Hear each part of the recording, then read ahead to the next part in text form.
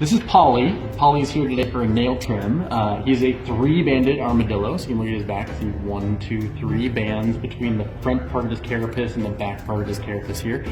People don't realize, but they do have little hairs, so if you look close, there's these tiny little hairs on his back that come through there. They are mammals, so they have hair just like anything else does. He has a very interesting face. You can see how their face and their tail just fit perfectly together to form a shell where you can't get into any of their soft parts. So this is one of the ways that they protect themselves, and they're very tough for predators to get to if anything were to happen. There's nowhere really to give him an injection at to get to a soft spot, right? So, and you can't even really get to his nose to use a mask. We use mask induction with gases. So a lot of times what we'll do instead is make a modified chamber, it's a chamber induction, where we put them into a milk carton, and then we'll cover them up and seal that with a soft surface. And then we can use a little chamber induction with some inhalant gas that puts them under anesthesia so we can work on their feet. You rarely get to see the underside of an armadillo. So this is a male armadillo, and so you can see that they have great claws built for digging.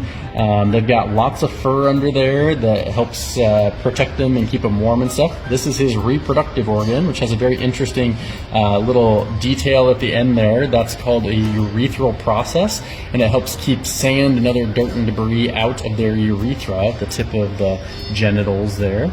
And then this is the underside of their tail and the bottom of their little feet, which the bottom of their feet are one of the cutest things on earth. But this is what the underside of an armadillo looks like. When he's in the clinic for his annual exam, part of that means collecting a blood sample. And so we insert the needle for a jugular blood draw. And when I pull the syringe back, or when I pull the plunger back, you'll see that there looks like there's a little airspace, but that's actually a vacuum that's created from the pressure inside of the syringe that allows the blood to fill that space that's there. So it's not actually air.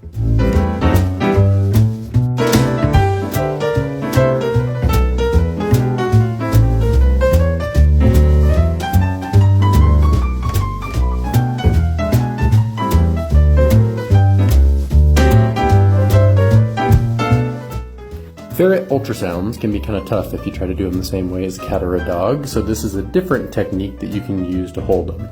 I usually set their little tush on my leg, give them some support, and then scruff them lightly. It makes them go into a bit of a trance-like state, and then you can apply some alcohol to their belly to get the fur out of the way. Now, ferrets hate the smell of alcohol more than almost anything, so you have to let them throw a little temper tantrum after you put it on, and that's okay. After you've got the alcohol on there, you can put a little bit of ultrasound gel onto your probe, and then you get good contact. I really like these hockey stick probes. I think that they give me a lot of detail. They're very high frequency, so they tend to be the best for these small mammals. This is an African serval cat, and so sometimes it can be found in different rescues and things like that, and might come into your vet clinic. So if that's one of those situations that happens, you have to give a sub-Q shot. Most of them are pretty patient and tolerant.